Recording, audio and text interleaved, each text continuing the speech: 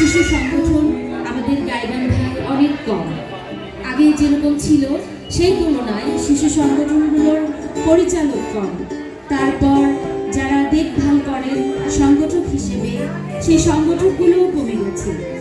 হাতে গড়া যদি আমরা ধরি, তাদের মধ্যে উত্তম সরকার, আরও কয়েকজন আছে যারা শিশু সংগঠনগুলোকে আগলে রেখেছেন আষ্টে পৃষ্ঠে, যেন শিশুরা সাংস্কৃতিক পরিমণ্ডলে বেড়ে ওঠে এবং চেতনায়, সাংস্কৃতিক চেতনায় যাতে বেড়ে ওঠে, সুন্দর মানুষ হয় এবং তাদের জ্ঞান, তাদের বিদ্যা, বুদ্ধি সকল কিছু যেন বিকশিত করতে পারে, সেই দিকে খেয়াল রেখে গুটি কয়েক মানুষ আমাদেরকে এই কাজে সহায়তা করছেন, সহযোগিতা করছেন।